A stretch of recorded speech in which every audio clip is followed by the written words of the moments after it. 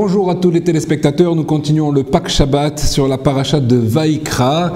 Tous ensemble, Bezrat Hashem, on va faire ce shiur, les Ilun Nishmat, Yaakov Ben Esther, ainsi que pour Fifi Menana Chaya Bat Julie Rzala Zechonam Livracha. Alors, il est écrit dans la paracha de Vaïkra, dans le deuxième chapitre, Velo Tashbit Melar Brit Elokecha Me'al Minchatecha.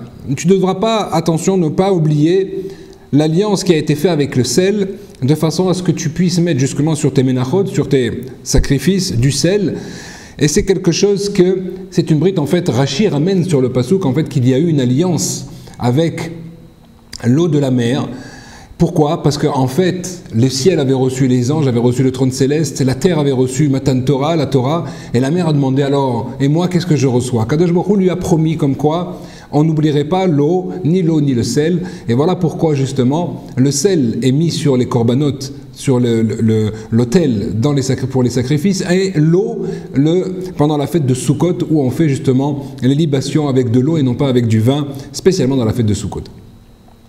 Ici, nous dit maintenant Amar Rabbi Shimon ben Lakish. Nous disent comme ça Chazal, Ne'emar beriti bemelar, Ne'emar beriti ben isurim. Regardez bien cet enseignement extraordinaire. Il y a une brite, une alliance qui est faite avec ce sel, il y a une brite qui est faite également avec les épreuves. Donc, pour le sel, on a vu le pasouk, pour les isurim, qui alom, elle divrei aberit. Et l'enseignement nous donne Ma brit amo bemelar melar mitmeteket et abassar, de la même façon que le sel était capable de rendre plus tendre maintenant la viande.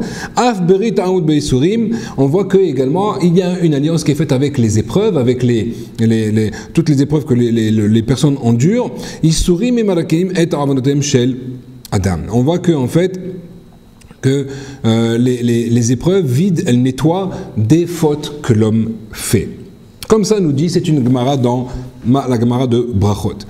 Donc, qu'est-ce que vient maintenant? Quelle est la notion ici du Brit? Quelle est la notion d'alliance à travers le sel, on a vu, mais à travers maintenant la notion des Isurim? Quel rapport il y a entre les épreuves de la vie et une alliance que pourrait faire Akadosh Baruch Hu? Puisqu'en fait, on sait très bien que toute la notion de Brit est une notion de rattachement de la personne avec son créateur. C'est ça la notion de Brit, c'est une alliance avec notre créateur. Donc on pourrait poser la question, quelle est-elle au niveau des épreuves? Alors en fait, un des pshatim nous donne ici le Rav Pinkus, Zechron Livracha. Il faut savoir qu'en fait, il y a un enseignement très très fort. C'est qu'en fait, Akadosh Baruch Hu a créé un monde de bonté. Akadosh Baruch Hu donne à l'homme sans cesse. Il lui donne la santé, il lui donne le fait de pouvoir manger, de pouvoir se mouvoir, de pouvoir voir ce qui se passe autour de lui. Tout ça sont des chassadim qui n'ont pas de fin. Et Akadosh Baruch Hu attend qu'une seule chose, c'est que l'homme reconnaisse ses bienfaits. Et si malheureusement cela n'arriverait pas, alors il va l'éprouver en lui enlevant ce qui est en soi un miracle, puisque le monde étant fait sur la base du chesed, d'enlever ce chesed, c'est là aussi que c'était quelque chose qui est très difficile, mais qui est fait par Akadosh Baruch Hu. Pourquoi? Pour que la personne justement réalise ses bienfaits. C'est exactement là ce qui se passe. À partir du moment où la personne enlève la santé à une personne, alors on se rend compte que la santé est en fait un cadeau du ciel au quotidien. À partir du moment où maintenant il y a, chas shalom, sur personne que ça n'arrive, un dysfonctionnement de tel ou tel membre, et bien automatiquement on se rend compte combien Akadosh Baruch Hu nous donne par rapport tous les jours de faire fonctionner notre corps tout à fait correctement. Cet enseignement il est fondamental. La même chose maintenant quand l'homme a mal à la tête, eh ben, au lieu d'aller voir maintenant tout de suite, d'aller chercher le Doliprane, d'abord la halakha nous demande de faire une prière avant d'ingurgiter un médicament et de comprendre que ce n'est pas le médicament qui guérit, mais c'est uniquement la volonté d'Hachem à travers cette molécule médicamenteuse qu'il va pouvoir à ce moment-là soigner. La preuve en est, c'est que deux personnes peuvent avoir la même migraine et une ça va passer et l'autre ça va pas du tout passer avec le même médicament qui va être administré. Alors qu'en fait, donc on en comprend que c'est en fait Akadosh Baruch Hu qui donne la guérison. Voilà pourquoi il nous demande de faire une prière, de demander comme quoi que la chose fonctionne, mais qu'on sait que c'est Akadosh Baruch Hu qui fait cela. Et ben voilà pourquoi Akadosh Baruch Hu parfois amène uniquement ce mal de tête, uniquement pour réaliser qu'en fait c'est un don, c'est un chesed, c'est une bonté qu'Akadosh Baruch Hu nous donne maintenant le fait de ne pas être malade, le fait d'être en bonne santé. Et c'est là-dessus que je voudrais attirer votre attention, notamment concernant les Birkot HaShachar. Les Birkot HaShachar sont fondamentales, Rabotai, dans la vie d'un juif. Tous les matins, nous faisons ces bénédictions, les bénédictions du matin, dans lesquelles nous remercions de pouvoir se lever, de voir, de se mouvoir, de pouvoir s'habiller, de pouvoir avoir des vêtements, de pouvoir qu'Akadosh Baruch Hu guide nos pas, etc., etc. Dans tout ce que nous faisons, c'est fondamental. Si l'homme fait ces bénédictions avec intention, s'il réalise combien Akadosh Baruch Hu lui donne, alors Akadosh Baruch Hu n'a plus besoin de lui amener des épreuves.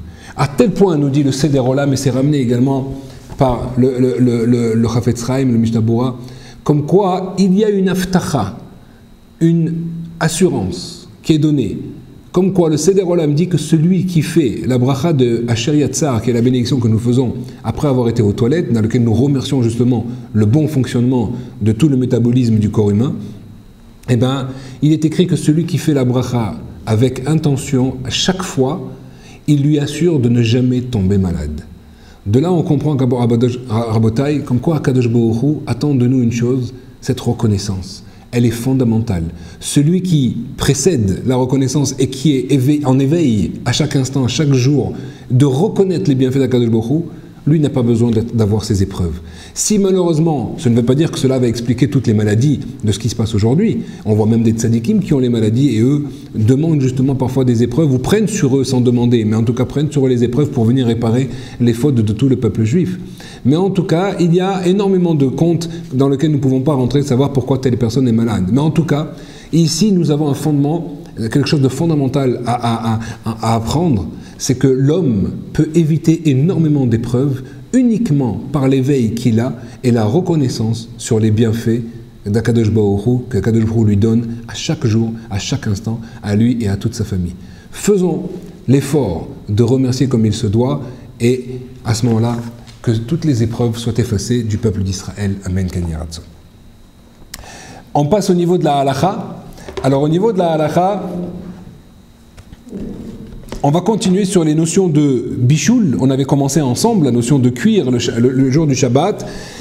Donc on est toujours dans le Shin Yutret, le 318, le chapitre 318 du Shulchan Aruch. Et ici, on va essayer de parler ensemble de la notion de Megis. C'est quoi Megis? C'est la notion de remuer. Vous savez que quand il y a un plat qui est sur le feu, il est évident que le fait de remuer va homogénéiser maintenant les aliments de façon à ce que la cuisson soit justement répartie dans toute la marmite d'une façon équivalente. Voilà pourquoi nous disent Chazal qu'il faut faire extrêmement attention de ne pas remuer un plat qui est sur le feu le jour du Shabbat. Alors, de quoi parle-t-on? Il y a une distinction à faire. Si le plat n'a pas été cuit entièrement à l'entrée de Shabbat, imaginez que vous mettez une soupe avec les légumes, de l'eau, etc., vous mettez tout à l'intérieur, et juste avant l'entrée de Shabbat, vous mettez ça sur le feu. Donc il est évident que les légumes ne sont pas cuits, et donc tout mouvement qui va être fait par l'intermédiaire d'une cuillère ou d'une louche dans cette marmite va accélérer le processus de cuisson pendant le Shabbat. Et donc automatiquement cela sera complètement interdit de faire ainsi, d'accord? Et même si on a enlevé ce plat du feu et qu'on l'a mis sur le plan de travail, étant donné qu'il est dans le Keli Rishon, dans le fameux premier ustensile qui était lui-même sur le feu, eh ben ça continue à cuire et donc on n'aura pas le droit non plus de retourner, de remuer avec une louche cette soupe ou cet élément ou ce plat qui mijote.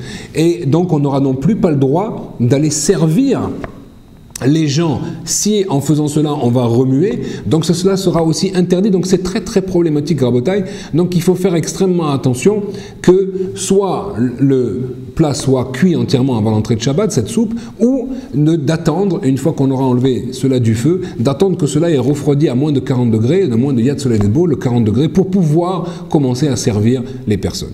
Si par contre, et c'est le cas qui nous intéresse le plus souvent, si maintenant le plat a été cuit avant Shabbat, c'est le cas du chamin, de la dafina, ou si on a un bouillon de couscous, etc., qui généralement donc a déjà été cuit par la maîtresse de maison, et donc ensuite on l'a posé sur le feu de Shabbat, alors à ce moment-là, surtout c'est sur une plata, Donc, il ne faut pas avoir l'intention d'être méguise, de faire vraiment de ce remuage comme ça, de remuer de façon à faire passer les aliments du haut vers le bas. Ça, il faut faire attention. Mais par contre, on aura le droit de servir des personnes, d'accord, tant qu'il est dans le Keli Rishon, on aura le droit, et même s'il est encore sur la plata, surtout sur la plata, même sur le feu, comme nous dit ici il y a le Côte Yosef, mais en tout cas sur la plata.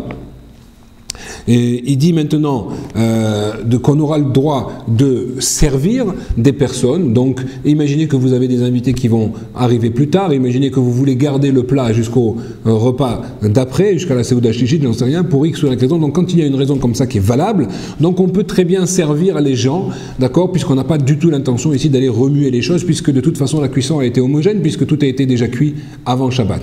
Donc, on aura le droit de servir les personnes avec une louche ou avec une cuillère, même s'il y a des éléments qui vont retomber vers le bas et d'autres qui vont être repris. Donc ça, ce n'est pas un problème.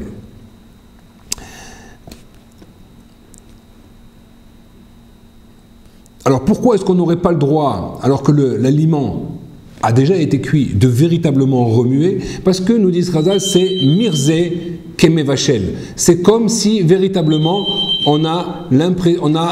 on donne l'impression d'aller cuire maintenant, puisque ce sont les gestes que fait une ménagère justement pour accélérer la cuisson, donc quand cela se passe. Donc il faudra faire attention à cela, mais de se servir, et il n'y aura aucun problème là-dessus, même si c'est sur la plata, même si on enlève de la plata, de façon, on n'aura pas besoin de craindre là-dessus. Donc le Yakut Yosef ramène également, comme quoi certains permettent, lorsque c'est sur une plata, et non pas sur un feu dont on aurait caché maintenant les boutons, etc., mais sur une plata, puisque c'est un din, elle a un din qui est un petit peu plus calme, qui est plus facile que véritablement du feu. Donc automatiquement, il y en a qui, d'après le Yakut Yosef, il y en a qui permettent même carrément de remuer le plat. Et uniquement si ce plat n'aurait pas été cuit avant l'entrée de Shabbat, alors à ce moment-là, cela sera interdit, même si on l'a enlevé, comme on a dit tout de suite, même si on a enlevé maintenant du feu, et même si on veut uniquement le prendre avec une louche, donc, ou une cuillère. Donc ça, il faut faire attention là-dessus, de faire attention justement tout le temps que les plats soient parfaitement cuits avant l'entrée de Shabbat, ce qui nous permettra justement de pouvoir nous servir, de pouvoir prendre des choses. Alors il faut faire attention sur un point, rappelez-vous qu'on avait dit au niveau de Bichoul, qui est important également, c'est qu'on avait rappelé cela, c'est que lorsque par exemple la ménagère veut commencer à servir aux enfants qui ont faim, en général plus tôt que les adultes, donc veut leur servir à manger, donc elle a le droit d'enlever le plat, le couvercle, pardon, si le plat avait été entièrement cuit avant l'entrée de Shabbat, sinon on n'aura plus le droit de remettre le couvercle si on l'a enlevé. Deuxième chose, attention, c'est qu'il se peut qu'il y ait, surtout sur les nouvelles marmites dont les couvercles sont en verre, il se peut qu'il y ait maintenant des gouttelettes qui s'amassent par évaporation, et ces gouttelettes-là peuvent très facilement refroidir à une vitesse assez rapide. Le temps que la personne, si elle met quelques minutes à servir les quelques enfants, de faire toujours attention à ce que ces gouttelettes-là sont encore chaudes. Car si elles ne le sont pas, il faut à tout prix les égoutter, les essuyer avant de remettre le couvercle, car sinon cette eau qui a refroidi va retomber à l'intérieur du plat qui est encore sur la plata, et donc qui est le Keli Rishon, et donc elle va les recuire. C'est donc ces gouttelettes-là, il faut faire attention, parce que si c'est quelque chose qui est uniquement sur la paroi, ce n'est pas important, c'est battel, ça s'annule, mais si c'est une quantité, et aujourd'hui je vois qu'il y a certains plats qui amassent, qui accumulent vraiment une quantité de vapeur qui est assez importante, qui se transforme en gouttelettes, donc là il faudra faire attention de les essuyer avant de remettre le couvercle. Voilà. Une petite histoire, Bezat Hashem, on va raconter sur Achillas Aguer. Achillas qui était le neveu du César Adrien à Rome, donc au temps du Beth Amikdash, au temps de l'époque des Tanaïm. Et qu'est-ce qui s'est passé? Achillas, un jour, est allé voir son oncle Adrien. Il lui dit: tu sais quoi, papa, je voudrais faire du business. Du business? Mais toi, tu as tout ce que tu veux, tu es dans le palais du César, tu as besoin d'argent, je te donne, tu as besoin de faire des choses, je te permets de les faire. Pourquoi tu voudrais aller faire cela? Il dit: parce que je voudrais connaître le monde, je voudrais un petit peu voir de moi-même ce que les gens pensent, et pas uniquement voir cela depuis depuis le palais royal, où évidemment nous ne recevons pas les informations objectives. Donc je voudrais un petit peu voir dans quoi il est intéressant d'investir dans le monde. Lui dit alors un conseil, Adrien, il dit si tu veux véritablement investir, essaye de regarder la chose qui avait une extrême valeur et qui aujourd'hui n'en a plus, alors investis dedans car elle retrouvera sa valeur. C'est la chose qui est la plus basse qui va remonter le plus haut. Essaye de voir cela. Tov et Achilas quitte son oncle Adrien et il se balade. Qu'est-ce qu'il fait? Eh bien, il va en Eretz Israël et il commence à étudier la Torah. Il s'intéresse à la Chokhma de la Torah et il commence à étudier. Au bout d'un moment, il comprend la beauté de la Torah, il se convertit et il fait sa Brit Mila. Et il étudie ainsi des années et des années. Au bout de quelque temps, il repasse par Rome et il dit « Viens, je vais revoir mon oncle Adrien ». Adrien ne le reconnaît même pas, il a changé de figure, il est un peu palo. Quand il le voit comme ça, au bout d'un moment, il commence à le reconnaître. Il dit « Mais Achilas, comment es-tu devenu ? Apparemment, tu n'as pas fait de bonnes affaires, apparemment ta santé n'est pas bonne, je vais t'aider au niveau financier, je vais t'aider de trouver les bons médecins. » Il lui dit « Achilas, non, pas du tout, je vais très très bien. » C'est vrai que celui qui étudie la Torah, il est un petit peu palo souvent, mais en tout cas, il lui dit « Je vais très très bien, je suis au contraire très heureux. » Et il lui dit « Mais en fait, voilà, pourquoi tant d'années je ne suis pas venu? Parce que je me suis converti. Je suis rentré dans le peuple d'Israël. » Alors là, Adrien ne comprend plus. Il dit « Mais je ne comprends pas. Tu m'as dit que tu voulais aller faire du business. Pourquoi est-ce que tu n'as pas écouté mes conseils ?» Il lui dit « Achilas, c'est qu'effectivement, j'ai écouté tes conseils. Puisque tu m'as demandé de regarder la chose qui est le moins de valeur dans le monde et d'investir en elle, et bien j'ai vu qu'il n'y a pas de peuple qui est plus méprisé, qui est plus bafoué que le peuple juif, alors que ce peuple-là était à l'apogée au temps, justement, de sa révélation. Alors voilà pourquoi j'ai investi là-dedans, et aujourd'hui je me rends compte du trésor que le peuple juif possède. » Lui dit alors Achilas, mais tu aurais pu étudier la Torah, mais sans te convertir. Pourquoi as-tu besoin de faire la Brit Mila? Répond Achilas, Magid Vrav le Yaakov, il est écrit dans le passage comme quoi Akadosh Baruch Hu révèle véritablement les paroles de Torah à qui? À Yaakov. Uniquement si tu t'appelles Yaakov, uniquement si tu es juif, à ce moment-là, la chose va rentrer. La Torah n'est pas une chokhma, la Torah n'est pas une sagesse comme toutes les autres. La Torah, c'est la sagesse d'Akadosh Baruch Hu, ce sont des noms divins, ce sont des choses qui sont incommensurablement plus grands que la simple sagesse que nous pouvons percevoir. Quand un juif étudie, ce n'est pas uniquement une connaissance qu'il acquiert, c'est une sainteté. Ce sont des niveaux différents. C'est un guide, puisque Torah, c'est la shon Hora'a, c'est le chemin de la vie. Là-dessus, Akadosh Baruch Hu, lorsque le juif fait des efforts, et plus les efforts sont grands, et plus Akadosh Baruch Hu va venir vers lui, va le diriger, va le guider, pour qu'il trouve véritablement le pourquoi, le but pour lequel il est venu en ce monde, et il va lui donner justement, lui montrer la voie de son épanouissement. Il dit, voilà pourquoi j'ai fait cela. Et certains ministres étaient là-bas, ont commencé à poser des questions à Achilas, et il leur a répondu avec une telle perspicacité que certains ont fini carrément à sortir, certains à se suicider, tellement ils étaient époustouflés de la chokhma et de la sagesse de Achilas. De là, on voit la chance que nous avons à Botaï, de ce trésor de la Torah, que parfois des gens qui ne sont pas de notre peuple réalisent et viennent épouser justement pour grandir et comprendre cette sagesse. Alors combien nous devons nous aussi, Bezrat Hashem, étudier cette Torah et pour véritablement réaliser le cadeau d'Akadosh Baruch Hu. Shabbat Shalom à tous.